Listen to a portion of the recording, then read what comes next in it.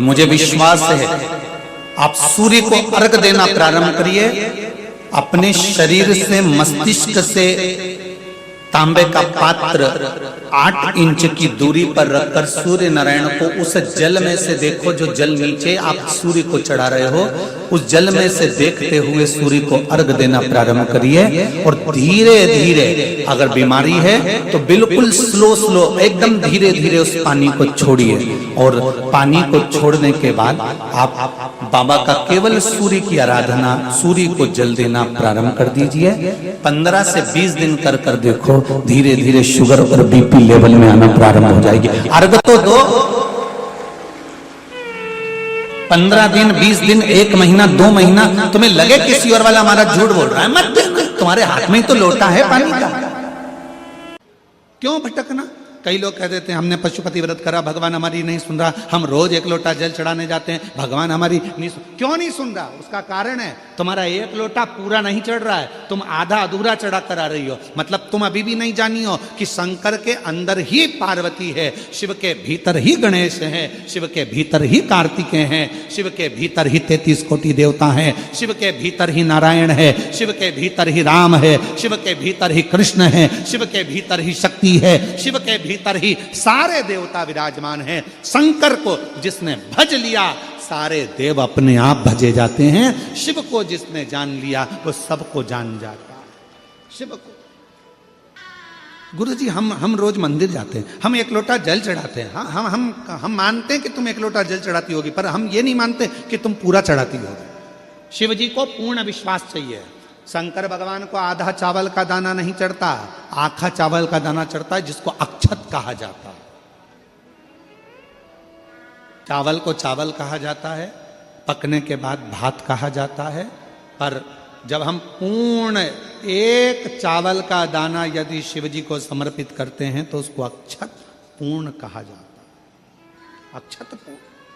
आज की कथा में से यह बात सबको पहुंचाना है कि 1 लोटा जल अगर चढ़ाना है तो शिव को चढ़ाना है।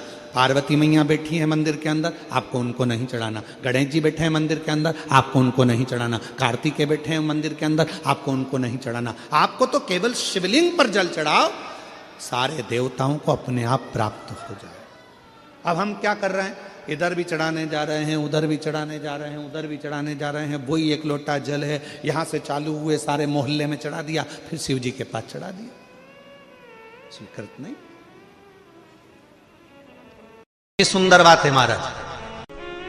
सूर्य नारायण भगवान को जब जल चढ़ाया जाता है, सूर्य को जल चढ़ाते समय, और ना चांदी का, ना स्टील का, ना लोहे का, ना प्लास्टिक का, ना कांच का, ना सोने का कोई बर्तन, ना कांसे का, ना एल्युमिनियम का, ना पीतल का, केवल 1 पात्र होना चाहिए, वो है तांबे का। काय का पात्र होना चाहिए? तांबे का पात्र। और सूर्य नारायण भगवान को जब 8 इंच ऊपर तुम्हारा हस्त है, और जब हम सूर्य को जल चढ़ा रहे हैं, कैसे जल चढ़ाना है वो भी समझ लीजिए। अगर कोई कैंसर का मरीज है, जिसके चेस्ट में कैंसर आ गया हो, लेफ्ट में, राइट में कहीं पर कैंसर आ गया हो, या कोई गठान आ गई हो, तो महाराज आप जल चढ़ाते समय उस जल की धार को सूर्य भगवान को जब चढ़ा रहे हो, तो धार आपकी गठान की ओर जाना चाहिए, जिससे सूर्य की किरण उस जल में से आपके उस स्थान पर पड़े, उस जगह पर पड़े जहां पर गठान है।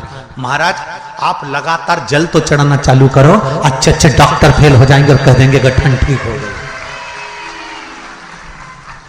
आपका लीवर और किडनी गड़बड़ कर रहा है, आप प्रतिदिन, आपका स्वास्थ्य गड़बड़ रहता है, आप प्रतिदिन ये ज्योतिष शास्त्र के अंतर्गत, रत्न शास्त्र के अंतर्गत, ये रत्न शास्त्र, ज्योतिष शास्त्र, रंग शास्त्र जो हमारे यहाँ है, रंगों के हिसाब से ये जितने रत्न होते हैं, माणिक हुआ, मोती हुआ, नीलम हुआ, मूंगा हुआ, पुखराज हुआ, ये क्यों कहते हैं ये पीला है, ये सफेद है, ये नीला है, ये लाल है, इसको शरीर में क्यों पहनाते हैं? उसका कारण होता है कि जब शरीर में पहनते हैं, सूर्य की किरण उसमें पड़ती है, हमारे शरीर पर वो कलर का इफेक्ट पड़ता है, उस कलर को शरीर पर लगता है, और शरीर पर लगता है तो हमारा शरीर धीरे धीरे, हमारी जो इंद्रियां हैं वो सही होने लगती हैं, काम सही होने लगता है। 5 स्थान बताए हैं, 2-5 मिनट में भी आपका ध्यान कितना केंद्रित होना चाहिए वो स्थान बताओ, कितना केंद्रित होना चाहिए।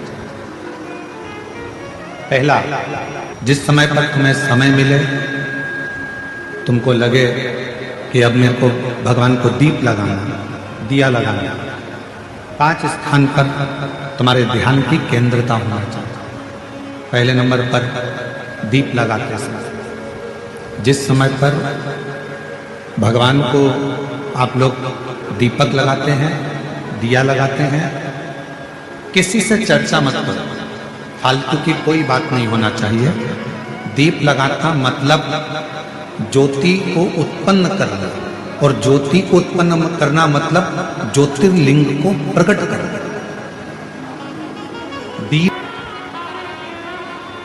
दीपक की जो ज्योति है वो ज्योतिर्लिंग का ही प्रतीक है, ज्योतिर्लिंग का प्रतीक। इसलिए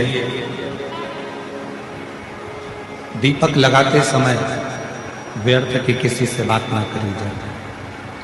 दीपक लगाते समय किसी से व्यर्थ की बात ना करते हुए, जिस दीपक को आप प्रज्वलित कर रहे हो, जिस दीपक को आप लगा रहे हो, आपका ध्यान उस शिव की ज्योति में केंद्रित होना चाहिए।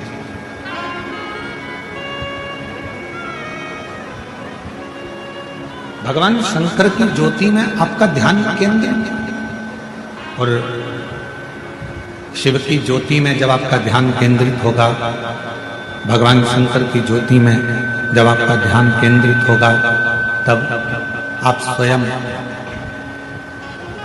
भगवान शिव का साक्षीकरण 2 क्षण में करो। तो दीप जलाते समय, चाहे मंदिर में दीपक लगाओ, चाहे घर के अंदर मंदिर में दीपक लगाओ, चाहे बेलपत्र के वृक्ष के नीचे दीपक लगाओ, चाहे आंवले के वृक्ष के नीचे दीपक लगाओ, चाहे आप घर के दरवाजे पर दीपक लगाओ। दीपक लगाते समय तुम्हारा ध्यान केंद्रित दीप में जो ज्योति है, ज्योति में जो शिवलिंग है, ज्योतिर्लिंग है, उस ज्योति का दर्शन करते समय अपने ध्यान को केंद्रित। दूसरा, भगवान शंकर को, सूर्य नारायण भगवान को,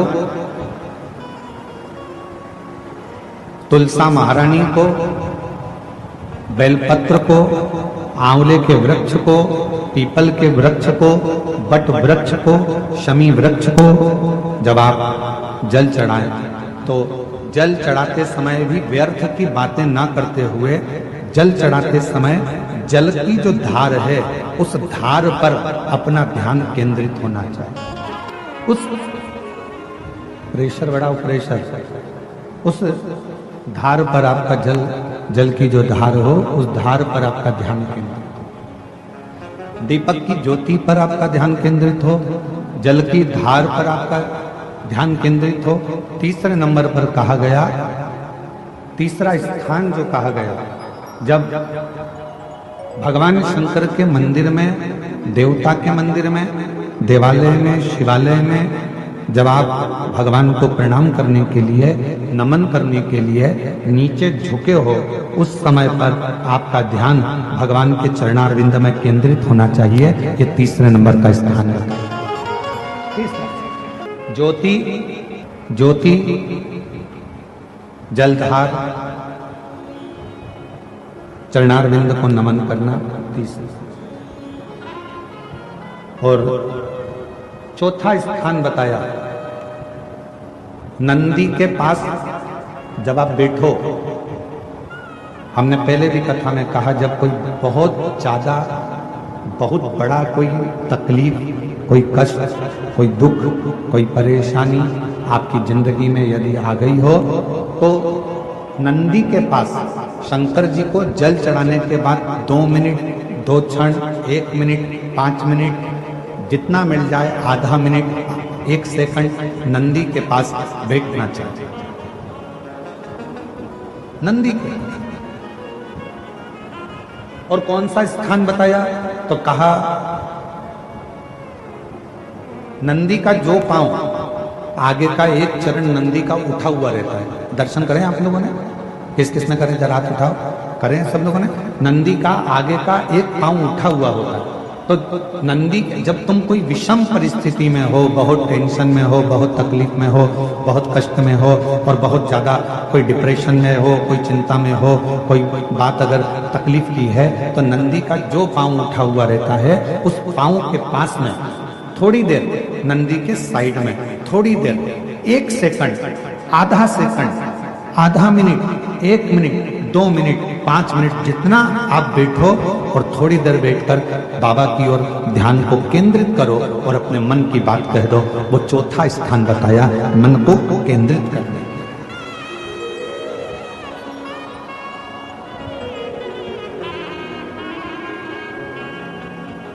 पांचवा स्थान, जब सही मार्ग नहीं मिल रहा हो,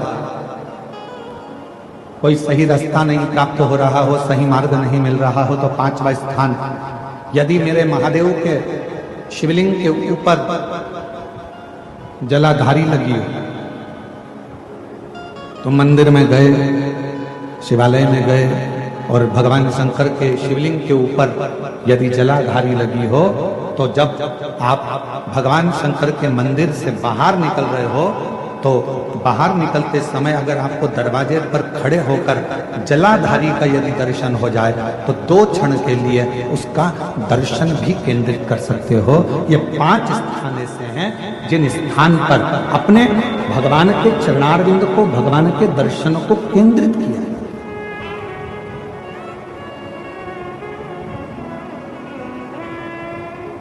पांच सभी लोग बोलेंगे साथ में। पहला, जम के बोलो जरा, जम के बोलो, आवाज नहीं आ रही है। दीपक की ज्योति। दूसरा, जम के बोलो जरा, जल की धार। तीसरा, चरणों को प्रणाम करना। चौथा, नंदी के पास में, चरण के पास में बैठकर अपने मन की दशा को कहना। और 5वां, भगवान के ऊपर जो जलाधारी लगी हो। अगर कोई बच्चा एक शंख पुष्पी पुष्प को समर्पित कर कर जलाधारी पर, और 1 लोटा जल यदि वो समर्पित करता है, और उस जल का आचमन कोई बच्चा नित्य प्रति करता है, तो वो बच्चा धीरे धीरे विद्वत्ता धारण करता ही जाता है। जो याद करता है वो भूलता नहीं। ये मां नील सरस्वती की कथा है। 2 सरस्वती का दर्शन आपको और हमको होता है। 2 सरस्वती का स्मरण आप और हम करते हैं। एक सरस्वती जो स्वयं श्वेत वस्त्र धारण करी है, हंस पर बैठी हैं और बड़े आनंद के साथ में मां सरस्वती का सुंदर स्वरूप है। पर एक सरस्वती ऐसी हैं जो नीला उनका स्वरूप है, और नील सरस्वती के रूप में उनकी पूजन होती है। फूल को धोया कभी नहीं जाता। जैसे डाली पे से फूल टूट के आया, तुम भगवान को चढ़ा, पर फूल को घर में लाने के बाद तुम धोगे, पानी छीट कर साफ करोगे और फिर भगवान को चढ़ाओगे, तो समझ लेना फूल भगवान स्वीकार नहीं कर। फालतू की बात। जैसा है वैसा देव, तुम्हारे जैसे नहीं। नहाए तो खूब साबुन से मल मल कर, और मालूम पड़े मन रह गया बेकार, और सोचो कि भगवान कर ले स्वीकार, ये कभी नहीं हो सकता। फूल और मनुष्य एक जैसा होना चाहिए कि फूल जैसा दिया वैसा भगवान को दिया। इसमें स्नान नहीं कराना, उसी तरह मन भगवान ने जैसा दिया वैसा भगवान को प्रदान कर दो, वो उसका। इसमें दिखावा नहीं हो।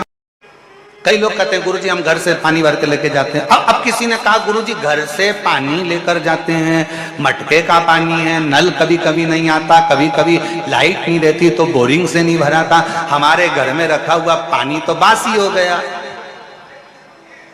थोड़ा ध्यान देना, पानी तो बासी हो गया। शास्त्र कह रहा है, शिव चरित्र कह रहा है, भगवान शंकर की कथा कह रही है।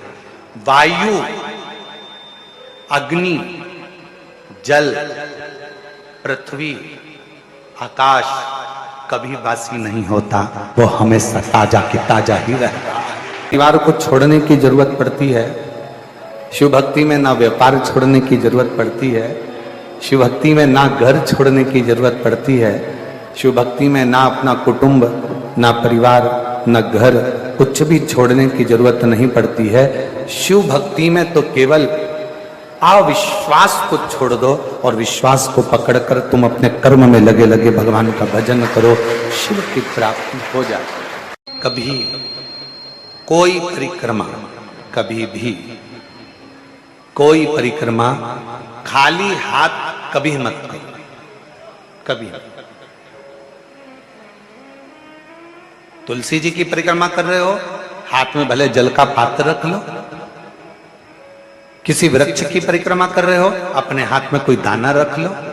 कोई परिक्रमा कर रहे हो, अपने हाथ में कोई अगरबत्ती, कोई धूप बत्ती, कोई मालिका रख लीजिए, कोई दीप रख लीजिए, कोई सामग्री रख लीजिए। कोई परिक्रमा खाली हाथ कभी नहीं करना चाहिए। अगर मंदिर में बैठकर पंचाक्षर मंत्र जप रहे हो, षडाक्षर मंत्र जप रहे हो, तो थोड़ी देर अपने हाथ में एक बेलपत्र को भी रख लिया करो। बेलपत्र। ओम नमः शिवाय। उस बेलपत्र को हाथ में रखकर दोनों हाथों से वंदन कर कर, खाली हाथ नहीं, दिल से प्रार्थना करते हुए, हृदय से विनय करते हुए, निवेदन करते हुए, दिल से प्रार्थना करते हुए, फिर उस बेलपत्र को अपने हृदय की कामना कर कर, विनय कर कर, निवेदन कर कर शिव जी को समर्पित करो, भगवान शंकर को चढ़ाओ। फिर भगवान शिव को वो बेलपत्र समर्पित करो, शंकर जी को वो बेलपत्र चढ़ाओ। शिव के मंदिर, शिवालय पहुंचते हो, शंकर से अपने मन का भाव कहने के लिए पहुंचते हो, शंकर उस मन के भाव को पूर्ण जरूर करता है, पूर्ण जरूर करता है। ध्यान से सुनिएगा महाराज, बहुत अच्छी कथा, बहुत सुंदर प्रश्न है कि मंदिर क्या हम सवेरे और शाम को ही जा सकते हैं? आप अगर गणेश जी के मंदिर जा रहे हो, राम जी के मंदिर जा रहे हो, आप कृष्ण के मंदिर जा रहे हो, आप दत्त भगवान के मंदिर जा रहे हो, आप किसी अन्य देवता के मंदिर जा रहे हो, तो सुबह और शाम जाइए। पर यदि आप शंकर और जगतजननी जगदम्बा के मंदिर में, दुर्गा के मंदिर में, भवानी के मंदिर में अगर जा रहे हो, तो कोई समय नहीं है। क्यों? क्योंकि मां और बाप के रूम में बेटा कभी भी जा सकता है। माता और पिता तो बाहें पसारे खड़े हैं। ऋषि नारद के कहने पर शिवलिंग का निर्माण करते हैं, पूजन करते हैं, आराधना करते हैं, अर्चना करते हैं, चंद्रदेव भगवान शंकर की आराधना में डूब जाते हैं।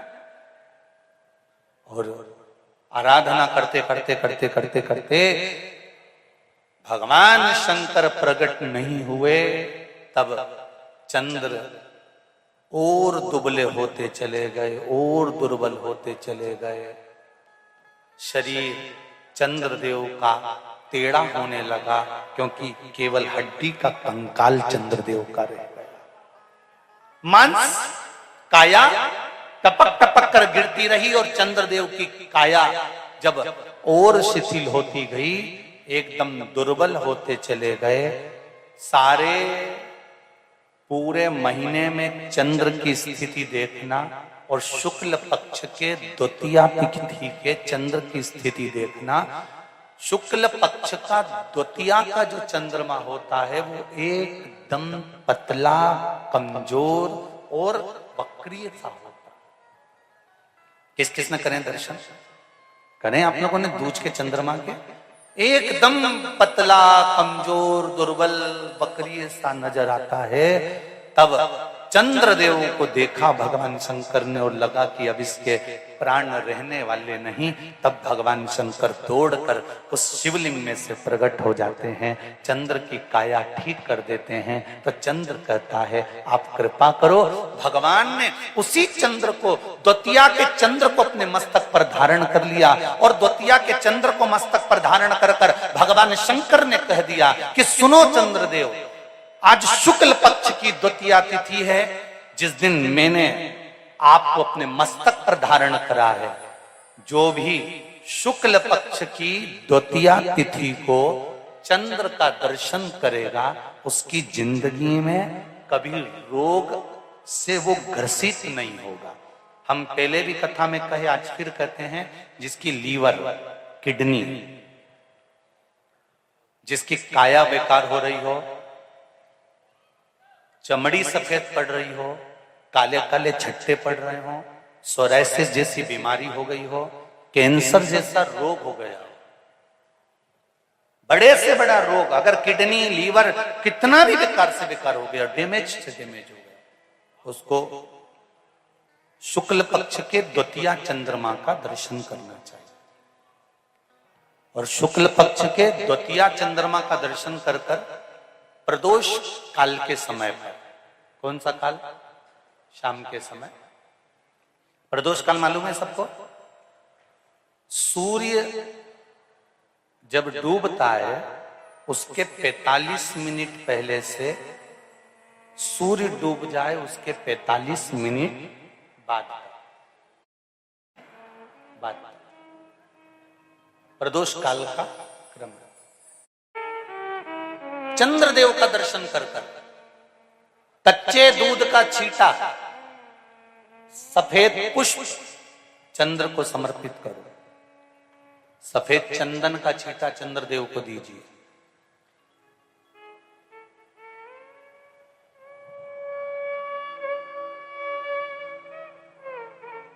और चंद्रदेव को छींटा देने के बाद जो दूध है उसका छींटा अपने तन पर लीजिए, सफेद चंदन थोड़ा सा अपने शरीर पर लगा लीजिए। कितना भी विषम से विषम रोग हो, कितना भी किडनी, लीवर, चाहे कैंसर जैसा रोग हो, मेरा चंद्र शुक्ल पक्ष के द्वितीया के चंद्र में शंकर भगवान स्वयं विराजमान होकर अपने भक्त को रोग से मुक्त करते हैं। द्वितीया के चंद्र।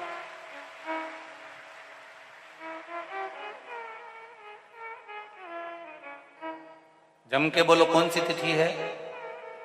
शुक्ल पक्ष के द्वितीया तिथि का चंद्र का दर्शन व्यक्ति को जीवन का सुख देता है। जिसके आंखों में तकलीफ हो, श्रवण शक्ति में तकलीफ हो, बोलने में, मुख में तकलीफ उत्पन्न होती हो, भारी से भारी रोग, शुक्ल पक्ष की द्वितीया तिथि को भगवान शंकर ने चंद्रदेव को अपने मस्तक पर धारण करा। तो शंकर भगवान ने कह दिया, सुनो चंद्रदेव, आज शुक्ल पक्ष की द्वितीया तिथि को मैंने आपको अपने मस्तक पर धारण करा है। संसार में रहने वाला, मृत्यु लोक में रहने वाला, चाहे देवलोक में रहने वाला, चाहे जिस लोक में वो निवास कर रहा है, अगर शुक्ल पक्ष के द्वितीया तिथि के चंद्रमा का दर्शन करेगा तो वो रोग से मुक्त रहेगा। अब हमारे यहाँ इतनी अच्छी अच्छी तिथियां दी हैं, कैलेंडर तक में लिखा हुआ है कि चंद्र दर्शन। तपस्वी, कोई साधक, कोई उपासक जब भगवान शंकर को जल समर्पित करता है या एक चावल का दाना शंकर जी के ऊपर समर्पित करता है, चावल का दाना जब शिव जी पर चढ़ता है उस समय पर संकल्प हो जाता है कि शंकर भगवान को जब चावल का दाना दिया जाता है उस समय पर शिव उसको वचन दे देते हैं कि तेरे दुख के समय पर इस चावल के दाने के वचन को निभाने के लिए मैं खुद आऊंगा। अब इसका प्रमाण कहां मिलेगा कि चावल के दाने में ऐसा क्या होता है कि भगवान को वचन देने के, निभाने के लिए आना पड़ता है? तो श्रीमद् भागवत कथा, श्रीमद् भागवत किस किसने सुनी है? हाथ उठाओ जरा, भागवत जी किस किसने सुनी? सबने सुनी है। श्रीमद् भागवत कथा में सुदामा जी के चरित्र का स्मरण करिए। क्या ले गए थे सुदामा जी भगवान कृष्ण के पास में? तंदूल, चावल।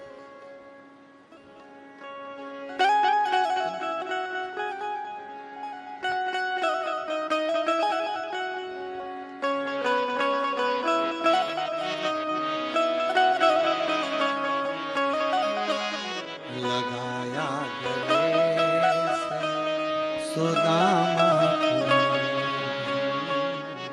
लगाया गले सुदामा को मोहन हुआ रुक्मणी को बड़ा ही अचंबा, हुआ रुक्मणी को बड़ा ही अचंबा। ये मेहमान कैसा अजीबा गया है, मेहमान कैसा अजीबा गया है। क्या लेकर गए थे? तंदुल नहीं था खुद के घर में, पड़ोसी से मांग कर सुशीला ने अपने साड़ी के पल्लू में तंदुल को रखा। जब साड़ी के पल्लू में तंदुल को रखा तो तंदुल के वजन के कारण साड़ी फट गई, तंदुल नीचे गिर गया।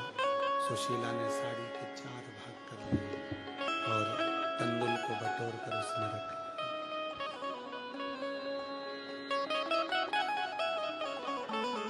बटोर कर उसमें रखा, लेकर सुदामा जी को दिया। सुदामा जी ने बाजू में दबाया, लेकर चल दिया।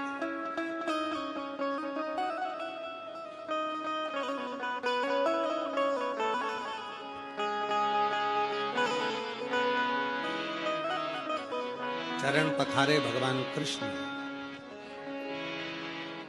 मेरी भाभी ने कुछ भेजा, सुदामा जी ने छुपाया, कृष्ण ने निकाल लिया, तंदूल लेकर हाथ में।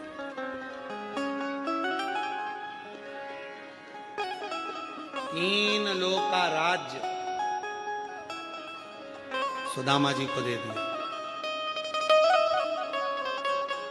एक,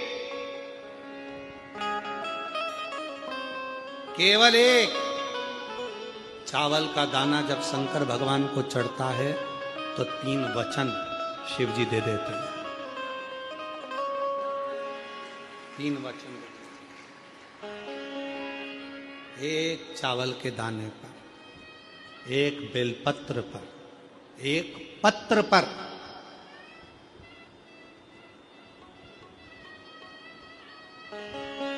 एक चावल के दाने पर 3 वचन मिल जाते हैं। जैसे ही शिवलिंग के ऊपर आखा, आखा जानते हो ना आप लोग, क्या बोलते हैं इधर महाराष्ट्र में? आखा, पूर्ण, अक्षत। एक चावल का दाना आखा, खंडित नहीं है, पूर्ण आखा अक्षत जब शिव को समर्पित किया जाता है, वो एक चावल का दाना 3 वचन को दे देता है। शिव कहते हैं, तूने मुझे जो अक्षत दिया है, ये आखा चावल का दाना जो तूने मुझे दिया है, मैं भी तुझे मृत्यु की सैया तक पूर्ण रखूंगा, तुझे तड़पने नहीं दूंगा। दूसरा वचन देते हैं भोलेनाथ एक चावल के दाने से।